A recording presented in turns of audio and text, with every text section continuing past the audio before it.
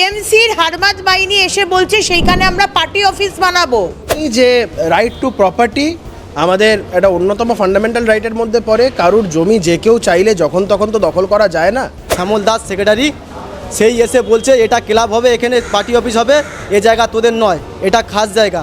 জীবনতলা থানায় বারবার ফোন করা সত্ত্বেও পুলিশ আসেনি। পুলিশ যখন এসেছে পুলিশের সামনে তারা পার্টি অফিস বানাচ্ছে, পুলিশ দাঁড়িয়ে দেখছে। পশ্চিমবঙ্গ এবং ভারতবর্ষের অঙ্গ, ভারতবর্ষের সংবিধান পশ্চিমবঙ্গের ক্ষেত্রেও লাগু। এটা অন্য কোনো দেশ নয় যে যা খুশি তাই করে যাবে তারা। মারার পরে বলছে এইখানে তোর কোন বাপ আছে, বিজেপির কোন নেতা আছে, নেতৃত্ব আছে, তারা বাঁচায় কি আমরা দেখব।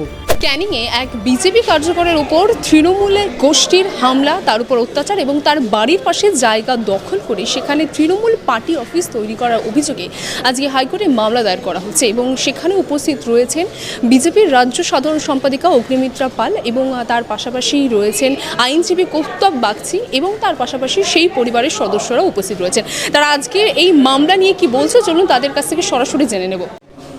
তার বাড়ি ঘিরে তারা বলছে যে বাড়ির সামনে যে জায়গাটা আছে যেটা ওনার জায়গা, তার রেকর্ড আমাদের কাছে আছে। টিএমসির হারমাদ বাহিনী এসে বলছে সেইখানে আমরা পার্টি অফিস বানাবো। ভেবে দেখুন আজকে পশ্চিমবঙ্গ কোন দিকে যাচ্ছে। সেইখানে 300-350 গ্রামের লোক ঘেরাও করে এনাদেরকে দরজা বন্ধ করে দিয়ে সামনে সিমেন্টের পিলার লাগিয়ে অ্যাসবেস্টস শীট লাগিয়ে তৎক্ষণাৎ তারা টিএমসির পার্টি অফিস বানিয়ে দিয়েছে। পুলিশ জীবনতলা থানায় বারবার ফোন করা সত্ত্বেও পুলিশ আসেনি। পুলিশ যখন এসেছে পুলিশের সামনে তারা পার্টি অফিস বানাচ্ছে, পুলিশ দাঁড়িয়ে দেখছে। আজকে এইটা নিয়ে আমাদের পার্টির তরফ থেকে কৌস্তব বাগচি মহাশয় উনি কেস করবেন, কেসের কি করবেন সেটা উনি বলবেন। কিন্তু আজকে আপনাদের সামনে তুলে ধরতে চাই যে আজকে পশ্চিমবঙ্গের কি অবস্থা একবার দেখুন। নিজের জমি, তার রেকর্ড রয়েছে, তার ডকুমেন্ট রয়েছে। আমার বাড়ির সামনে একটা ছোট জমি যেখানে বাগান করার, সেইখানে তৃণমূল এসে বলছে তুই বিজেপি করিস, তোর মজা দেখাচ্ছি, তোর বাড়ির সামনে আমরা টিএমসির পার্টি অফিস করব। শওকত মোল্লা মহাশয়, আপনি কি জানেন না যে আপনার ওই এলাকার অঞ্চল প্রধান, কি নাম অঞ্চল প্রধানের নাম কি? অঞ্চল সভাপতি অচিন্ত পাত্র এবং তার হারমাদ বাহিনী এসে আজকে বিজেপি করে বলে তাদের স্ত্রী, তার কয়েক মাসের শিশু তাদেরকে মারধর করছে এবং হুমকি দেওয়া হচ্ছে যে তুই তো সবজির ব্যবসা করিস, তোকে তো বাড়ি থেকে বেরোতেই হবে। তোর ভাইয়ের তোদের দু ভাইয়ের স্ত্রীকে রাস্তায় টেনে এনে ধর্ষণ করা হবে। এই শওকত মোল্লা, আপনাকেই মাননীয় মুখ্যমন্ত্রী মমতা বন্দ্যোপাধ্যায় পশ্চিমবঙ্গে শিল্প আনার দায়িত্ব দিয়েছেন, তাই না? আপনি শিল্প আনবেন। আপনার বিধানসভায় আপনি একজন বিধায়ক হয়ে কেউ একজন অন্য দল করে, স্পেশালি বিজেপি করে, বাকি দলরা তো টিএমসির সাথে সেটিং, বিজেপি করে বলে তার রেকর্ডের জমিতে আপনারা পার্টি অফিস বানাবেন। কি মামার বাড়ির আবদার পেয়েছেন? ভারতবর্ষ থেকে পশ্চিমবঙ্গ এখনো আলাদা হয়ে যায়নি, আপনারা ভুল করছেন। এখনো বাংলাদেশের অন্তর্গত হয়নি পশ্চিমবঙ্গ, যদিও বা মুখ্যমন্ত্রী খুব চাইছেন। এখনো ভারতবর্ষের যে নিয়ম, ভারতীয় ন্যায় সংহিতা, সেটা পশ্চিমবঙ্গেও লাগু আছে। তাই আজকে আমরা এখানে এসেছি, আমরা হাইকোর্টে এসেছি এবং আমাদের সম্মানীয় আইনজীবী কৌস্তব দা উনি এবার ডিটেলসে বলবেন যে আমরা কিভাবে আমরা প্রসিড করব। আমাদের যে ফান্ডামেন্টাল রাইট, তার জমি আপনি পার্টি অফিস এইভাবে বানাতে পারেন না। এর জোর জুলুমবাজি চলবে না যে আপনি বন্দুক ঠকিয়ে আপনি বলবেন যে না এখানে পার্টি অফিস হবে, এটা কিন্তু হতে দেওয়া যাবে না। এই যে রাইট টু প্রপার্টি আমাদের একটা অন্যতম ফান্ডামেন্টাল রাইটের মধ্যে পড়ে। কারুর জমি যে কেউ চাইলে যখন তখন তো দখল করা যায় না। মগের মুল্লুক নয় সেটা।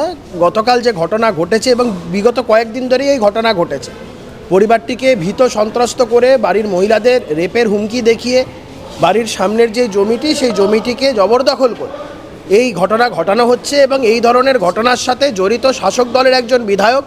আমরা এই ঘটনাটিকে নিয়ে ইতিমধ্যেই আমাদের দলের সম্মানীয় বিধায়িকা শ্রীমতী অগ্নিমিত্রা পাল এই গোটা ঘটনাটি দেখছেন। রাজ্যের বিরোধী দলনেতা মাননীয় শ্রী শুভেন্দু অধিকারী মহাশয় এই ঘটনা সম্পর্কে ওয়াকিবহাল। আমরা গোটা ঘটনাটা সম্পর্কে জেনেছি এবং আজকেই কাগজপত্র এবং উনি মামলা করার কথা বলেছেন, উনি আমাকে সেই নির্দেশ দিয়েছেন, অগ্নিদিকেও সেই কথা বলেছেন। আমরা আজকে সেই সমস্ত কাগজপত্র দেখেছি। আমরা আগামীকাল হাইকোর্টের দ্বারস্থ হব এবং আমরা মামলাটি রেডি করছি। লিভ নেওয়া হবে কালকে।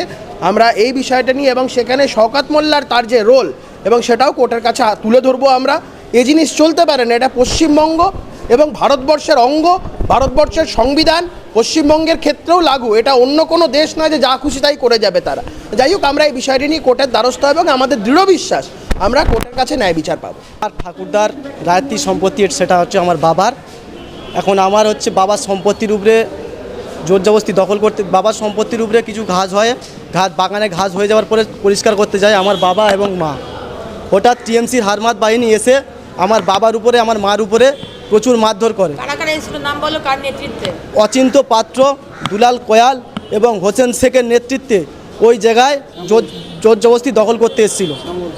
আর ওই শ্যামল দাস মানে ক্লাবের ওখানে মহাকালী সংঘের ক্লাব আছে, ক্লাবের ছেলেরা, শ্যামল দাস সেক্রেটারি, সেই এসে বলছে এটা ক্লাব হবে, এখানে পার্টি অফিস হবে, এ জায়গা তোদের নয়, এটা খাস জায়গা। আমার বাবা তখন প্রতিবাদ করে এটা আমার রায়ত্রিক সম্পত্তি বলার পরে আমার বাবাকে এবং আমার মাকে প্রচুর হারে মারার পরে আমি যে সেই জায়গায় যাই এবং আমার বউ, আমার বৌমা, দুবাই তিনজনেই যায়। যাবার পরে প্রচুর হারে মারার পরে বলছে এইখানে তোর কোন বাপ আছে, বিজেপির কোন নেতা আছে, নেতৃত্ব আছে, তারা বাঁচায় কি আমরা দেখব। প্রচুর হারে মারার পরে আমার ছোট ভাই সেখানে যায়, ছোট ভাইকে রাস্তায় ফেলে মারে, ছোট ভাইয়ের গোলা টিপে ধরে বাঁশের বাড়ি মাথায় মারে, বুকে লাথি মারে। সে এখন হসপিটালে ছিল, ক্যানিং হসপিটালে ছিল। ক্যানিং হসপিটাল থেকে ছুটি নিয়ে বাড়ি গেছি, প্রচুর তার অবস্থা খারাপ। এবং কালকের আমার বাড়ির সামনে 300 গুন্ডা বাহিনী, টিএমসির গুন্ডা বাহিনী দিয়ে আমার বাড়িকে পুরো ঘেরাওয়া করে আমার ঘরে দরজা লাগিয়ে দিয়ে পার্টি অফিস করছে টিএমসির লোক। এবং পুলিশ জীবনতলা থানার ওসি দিগন্ত বাবু দাঁড়িয়ে দেখছে সেখানে মাংস ভাত খাচ্ছে গিয়ে। আমরা যখন থানায় ফোন করেছিলাম, আমি থানায় 20 বার ফোন করেছি, আমার ফোন ধরেনি। ঘর বাঁধার পরে দিগন্তবাবু আসছে, এসে বলছে এখানে কিছু হয়নি। তো কি হয়েছে? এখানে কিছু হয়নি। যেই পুলিশ আসছে তখন ওরা চলে যায়। যাওয়ার পরে আমাদের বিকাল 4টের সময় আবার আমাদের উপরে তাণ্ডব চলে। আমরা বারবার পুলিশকে ফোন করেছি, পুলিশ আমাদের পাশে দাঁড়ায় নিয়ে এসে পুলিশ বলেছে কই কিছু হয়নি তো, কোর্টের অর্ডার নিয়ে আসুন, বারবার একই কথা বলেছে। বাংলা হান্টের আরও খবর দেখতে নজর রাখুন। বাংলা খবর মানেই বাংলা হান্ট।